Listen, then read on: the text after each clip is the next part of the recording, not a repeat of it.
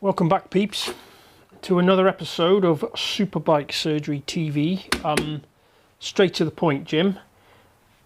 GSX-R 750 K3. And I know I always say this, but this is going to be an interesting one. This bike has done, wait for it, 98,542 miles. Not sure you can see that. It's done massive miles, and it's a bit of a rare opportunity. It's here. There's absolutely nothing wrong with it. It runs perfectly. It sounds remarkably well for its age and its mileage. We've got some, I'm not sure, my mic might pick this up. Take my mic off and get you closer to the engine. Hang on.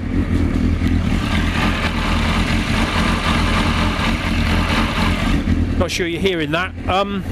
Turn it off because it's going to sound horrible otherwise. It's got some horrible noise when you pull the clutch in. The release bearing, the thrust bearing is obviously knackered, and the clutch basket's a bit rattly. But actually, it sounds fine. Doesn't burn any oil. Gearbox all works fine. But the guy really, so this is why it's a rare opportunity. The guy really loves it and just wants it refreshing. He wants it to do another 98,000 mile. And even rarer, he's not particularly frightened of spending a realistic amount of money on it. So we're going to get to actually build an engine properly and not penny pinch and try and save money, which is going to be, well, obviously we want to save money. We're not going to do things to it that are unnecessary, but we can, you know, we can properly rebuild it. Right, so to the point, Jim. So cue the take apart montage. I will, if there's stuff of interest as it comes apart, I'll share it with you. But the plan today is to get the engine out, basically get the engine clean and on the engine stand. There isn't going to be a huge amount of interesting stuff, I don't think, taking the engine out. Very similar, if you watch the Hayabusa series of videos, the taking of the engine out is going to be a very, very similar process. We'll get the engine out, get the engine clean, get it on the engine stand, and then we can start talking about stripping the engine and what we're going to do. We'll end up at a point where the engine is completely stripped, like into its component parts, pretty much every single piece of it apart, the gearbox clusters apart, all the valves out of the head, pistons out, rods off the crank, you know, like properly stripped. We'll get everything laid out, clean everything to within an inch of its life, so it's all super clean, and then there's going to be a massive inspection measuring exercise, but you can follow along as I do it. But this part one of probably multiple parts is just going to be taking the engine out and getting to a point where we can start taking it apart. Anyway, crack on. Thanks, guys.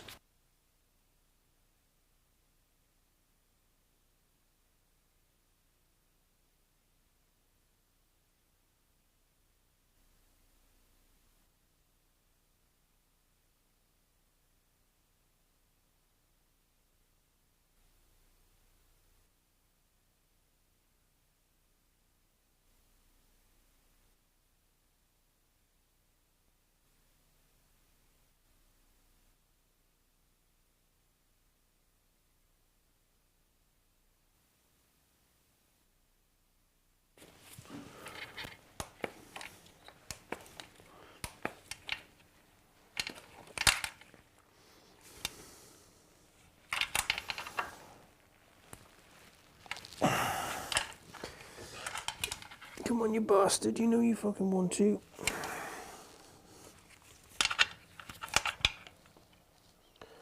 Are you taking the piss? Yes, VF takes the piss. Thank you.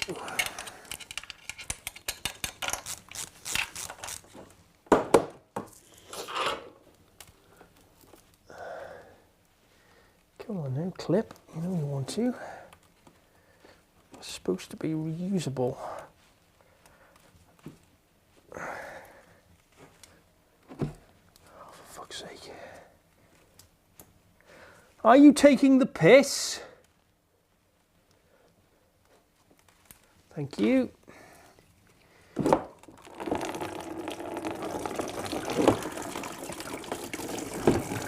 here now.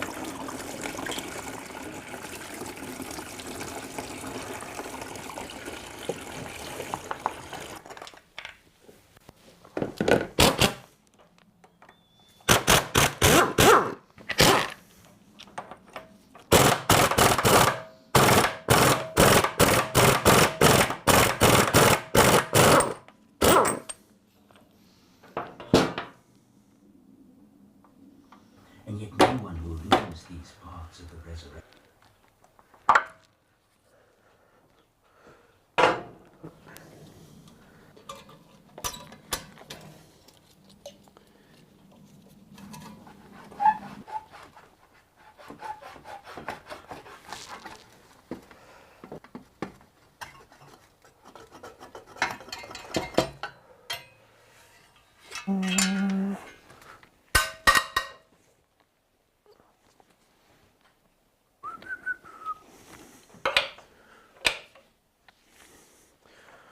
Well, that wasn't tight.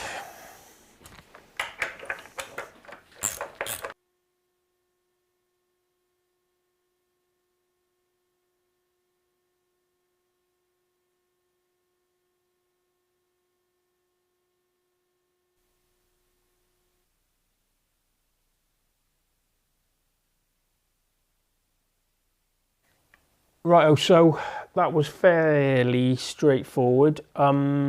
Sometimes these engines are not massively heavy. I can pick one up and I'm 12 stone wringing wet. Sometimes it's a two-man job to lift them out.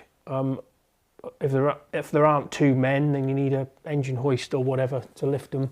A couple of people mentioned when they watched the last Hayabusa video about, or the observant amongst you noticed that when I took the engine out, I left the sump on, but when I put the engine back in, I didn't have the sump on. And a couple of people asked why that was. I thought I'd just cover that now.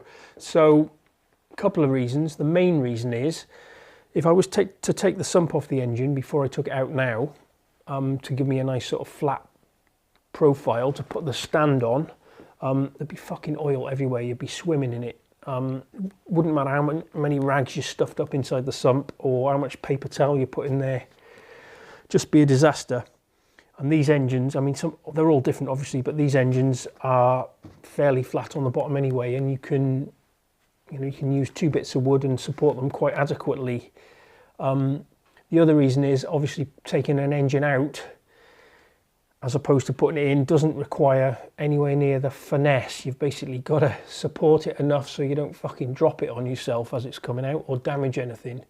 So you can normally use a couple of bits of wood and just support it while you get the engine bolts out. What I do as well, not a top tip, but I'll take all the bolts out apart from one, and it's usually this top one here on the frame. And then when I knock the last bolt out holding the engine in, I'll use a long screwdriver like this, and I'll knock the bolt out and have the screwdriver replace the bolt, so the engine's just hanging from a thin screwdriver. And then when you're ready, you can just pull the screwdriver out quick. Not really a top tip, but that's just how I do it. And then when it goes in, usually, sometimes not the case, but usually it won't have the sump on because it's all clean and there isn't any oil dropping out of it. I think that'll do for part 1. That's just like a sort of an introduction to this video series, really. It's going to be multiple parts, and I'm going to try and break it up into little chunks. So sort of, I don't know how long this one's going to be, probably 10 or 15 minutes. I'll try and make them, instead of bloody hour marathon videos, try and make them easier to consume. So next job is give that engine a good clean. Not going to go to town like I did with the Hayabusa engine, cleaning it. Everything's going to be vapor blasted anyway. I just want to I don't want it completely covered in shit as it's coming apart, basically. So I'll give it a quick degrease, pressure wash it off, I'll get it on the engine stand, and then we'll start taking it apart in part 2. Right, thanks guys, thanks for watching. See you soon.